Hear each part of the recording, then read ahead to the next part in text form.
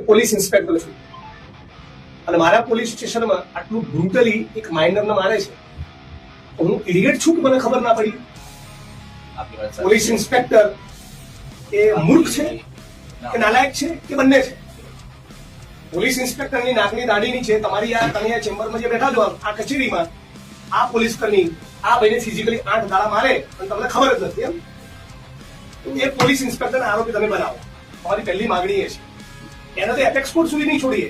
ઘરમાં 4 કોન્સ્ટેબલો ઘૂસકે છે તમારા જ રાવલના ઘરમાં, મિસ્ટર રાવલના ઘરમાં કે તમારા એસપીના ઘરમાં કે ધારાસભ્ય વડગામના ઘરમાં, અને પોલીસ વાળા રાત્રે 2 વાગે ઘૂસી જાય અને મારા પાપાના બેડરૂમમાં મારી માં મારી ભાભી હોય બરાબર, અને મહિલા પોલીસ ના હોય તો હું ચોટ પાલી કરીશ. તમે ટોલરેટ કરશો? એના માટે અમે ઈ-સાક્ષરી પંચનામા કર્યા. બોલો વાકઈ જેવા આરોપીની ધરપકડ ક્યારે થશે? હવે સાહેબ તમારો આપણે સ્ટાન્ડર્ડ જવાબ તમે સાંભળીએ જ ના છે. ના હું આપને આખો કેસ ક્લિયર કરીશ, એવું નથી. આપને ખ્યાલ છે કે આપણે 8 તારીખે ટ્વીટ કરી અને અમે જે પણ અમારા સામે આવ્યું તરત જ એટલે અમે તરત જ એસપી સાહેબે ડીવાયએસપી લેવલ પર ઇન્ક્વાયરી કરી આ બાબતે. 8 તારીખે આપના નોટિફિકેશન પછી જે છોકરો છે એની પણ જે પણ રજૂઆત હતી એના આધારે એકદમ નિષ્પક્ષ રીતે અમે 2 ડીવાયએસપી દ્વારા ઇન્ક્વાયરી કરવામાં આવી. અમારા ડીવાયએસપી સૈયદ સાહેબે ઇન્ક્વાયરી કરી અને રિપોર્ટ કર્યો અને તરત જ અમે ફરિયાદ કરી. 12 તારીખે રાત્રે જ ફરિયાદ કરી. ફંડામેન્ટલ વસ્તુ એ છે કે અમે લોકો એક્શનમાં નહીં આવે ત્યાં સુધી અને લિટિગેશનો ફાઇલ ન થઈ ત્યાં સુધી પોલીસે ગુનો દાખલ ન કર્યો. આ મુદ્દા નંબર 1. મુદ્દા નંબર 2, હું પોલીસ ઇન્સ્પેક્ટર છું અને મારા પોલીસ સ્ટેશનમાં આટલું બ્રુટલી એક માઇનરને મારે છે. હું ઇડિયટ છું કે મને ખબર ના પડી? પોલીસ ઇન્સ્પેક્ટર એ મૂર્ખ છે કે નાલાયક છે કે બંને છે? પોલીસ ઇન્સ્પેક્ટરની નાકની દાઢીની છે. તમારી તમે આ ચેમ્બરમાં જે બેઠા છો આ કચેરીમાં આ પોલીસ કર્મી આ ભાઈને ફિઝિકલી 8 દાડા મારે અને તમને ખબર જ નથી. એમ તો એ પોલીસ ઇન્સ્પેક્ટરને આરોપી તમે બનાવો. તમારી પહેલી માંગણી એ છે. એને તો એપેક્સ કોર્ટ સુધી નહીં છોડીએ બરાબર. હા ને?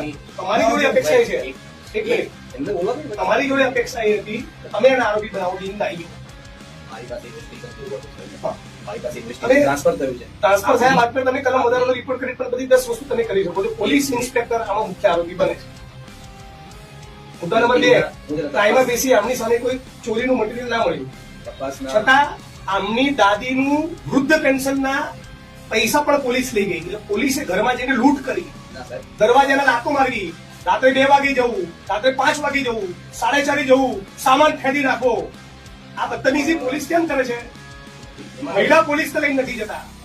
મહિલા પોલીસ તો લઈને નથી જતા. તમારા ઘરમાં 4 કોન્સ્ટેબલો ઘૂસકે છે તમારા જ રાવલના ઘરમાં, મિસ્ટર રાવલના ઘરમાં કે તમારા એસપીના ઘરમાં કે ધારાસભ્ય વડગામના ઘરમાં, અને પોલીસ વાળા રાત્રે 2 વાગે ઘૂસી જાય અને મારા પાપાના બેડરૂમમાં મારી માં મારી ભાભી હોય બરાબર, અને મહિલા પોલીસ ના હોય તો હું ચોટ પાલી કરીશ. તમે ટોલરેટ કરશો? એના માટે અમે ઈ-સાક્ષરી પંચનામા કર્યા. હવે તો નવી સિસ્ટમ આવી ગઈ છે. પહેલા તમે પોલીસની જે ભૂમિકા છે ને તમે સમજો. હું સમજી તમે જે ડિફેન્સ કર્યો પોલીસ બિલકુલ ગળે ઉતરો નથી. તો આનાથી વધારે અપરાયેલો છું પણ રજૂઆત કે અપરામાંથી કરતો નથી બરાબર. આ જે પોલીસ જે ચરબી કૂદે છે ને બોટાદ પોલીસને, બીજું પણ એક કસ્ટોડિયલ ટોર્ચરની મેટર બની જેમાં મર્ડર થયું છે. હું આપને એક વસ્તુ બોટાદ પોલીસને જો એવો ફાંકો હોય કે અમારું કોઈ બાળ વાંકું નહીં કરે તો બહુ બધા લોકો એન્કાઉન્ટર કસ્ટોડિયલ ટોર્ચરમાં 5-5 વર્ષ રહી રહેલા પોલીસ કર્મી ગુજરાતમાં છે.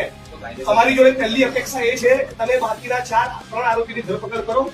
મારવામાં 4 જણા નથી, આ લોકો કબૂલ્યું. બીજો 5મો માણસ who is yet to be identified, એને આઈડેન્ટિફિકેશન કરી એના આરોપી બનાવો. પોલીસ ઇન્સ્પેક્ટરના આરોપી બનાવો અને પોલીસ કોન્સ્ટેબલ જે ગયા હતા ને લાતો મારતા દરવાજામાં બરાબર, એ જે માણસો હતા મહિલા પોલીસ કેમ લઈને નહીં ગયા? આ છોકરાને એવું કીધું છે તારા જુદા માથમાં દંડો નાખી દઈશ. આવું વર્તન? મેડિકલ કરે છે.